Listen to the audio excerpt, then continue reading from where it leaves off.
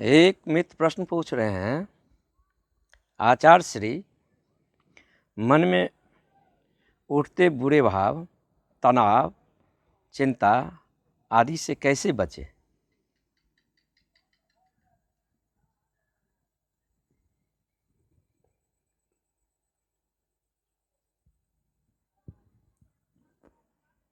पहले तो हम इसके विषय में ये समझें कि मन क्या है। मन ध्वनियों की समूह है जो अनवरत रूप से प्रवाहवान है।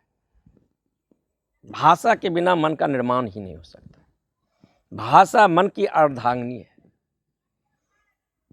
भाषा मन के पार होने के बाद ही भाषा की अपनी मृत्यु हो जाती है।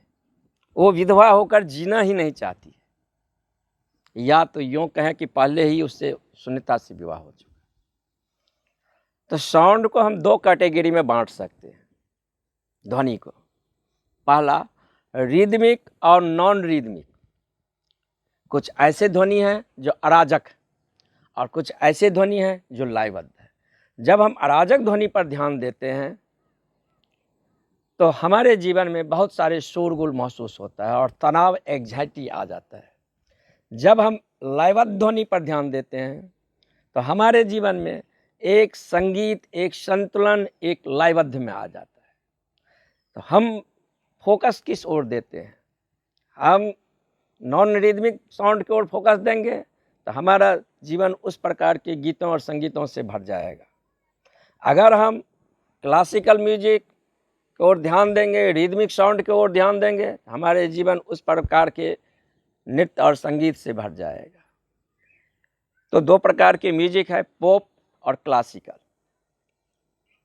तो पॉप म्यूजिक आपको हुआ अराजक ध्वनि, जिसमें कोई लयबद्धता नहीं, शोर के सिवा और कुछ नहीं। और क्लासिक ध्वनि साउंड जो है वो लयबद्ध ध्वनि है। ये एक में प्रवाह है, जैसे पहाड़ से गिरते हुए झरना का, जैसे नदी का अनवरत प्रवाहमान कलरव, जैसे वृक्ष से गुजरते हुए हवा का। हम इसके साथ अच्छे और बुरे के विचार के साथ कोई डिसीजन नहीं ले सकते, किसी प्रकार का निर्णय नहीं। जब भी हम निर्णय लेते हैं तो कर्ता के भाव आ जाता है, हम जुट जाते हैं। क्योंकि इस विचार को जो भोजन मिलता है तो चेतना के स्रोत से भोजन मिलता है। अब भोजन हम ही देते हैं। तो जब हम इसके विरुद्ध होते हैं, जब इसे हमें रोकना चाहते हैं, तो भी निगेटिव रूप से हम इसके पक्ष में हैं, इस पर ध्यान दे रहे हैं। और जब इसके विरोध नहीं होते हैं, हम इसको दबाना चाहते हैं, तो दबा कर गहराई में जितने जोर से हम इसको दबाएंगे उतनी गहराई में चला जाएगा। जैसे वही शत्रु है और उसको आप जो है पकड़ कर दबाए हुए हैं, तो उसको आप दबाए हुए हैं, तो जितने जोर से दबाए हुए हैं तो आप भी उसके साथ बंधे हैं। आप अपने को ऊपर हैं, वो नीचे हैं, इतना ही फर्क है दोनों बंधन में। तो न उस पर हमें ये दृष्टि देना है ये निगेटिव है, न इस पर हमें ये दृष्टिकोण है पॉजिटिव है। भाव है हमारे वर्तमान के प्लेटफॉर्म पर, वह एक नृत्य कर रहा है, उसको मात्र हम देखेंगे, तटस्थ भाव से देखेंगे, कोई डिसीजन नहीं, ओनली चॉइसनेस अवेयरनेस, सिर्फ जागरूकता, चुनाव रहित जागरूकता, कोई डिसीजन नहीं। मन का एक ही हमेशा अनवरत ये प्रक्रिया है जो कि हर एक चीज को मन से गुजर कर दो हिस्सों में टूट जाता है, जैसे दुख सुख, घृणा प्रेम, मृत्यु जीवन।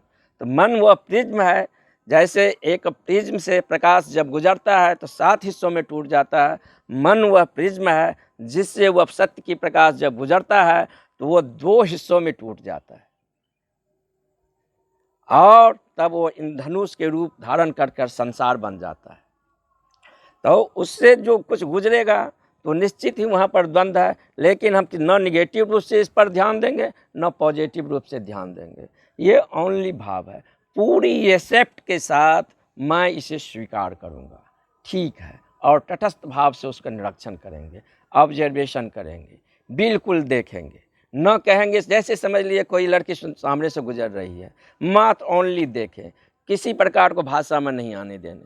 माँ न कहें ये सुंदर है, न कहें ये क्रूप है, सिर्फ वाच करें, मौजूद हो जाए, उसके साथ ही मन की जो वो चट्टान है, वो बर्फ़ है, वो पिघलना शुरू कर देता है और धीरे धीरे आपके भीतर चेतना का सूर्योदय का जन्म होता है, जो हॉरिजेंटल नहीं है। मन को जो चाल है वो हॉरिजेंटल है और चेतना को जो चाल है वो वर्टिकल है, ऊर्ध्व रेतस बनो।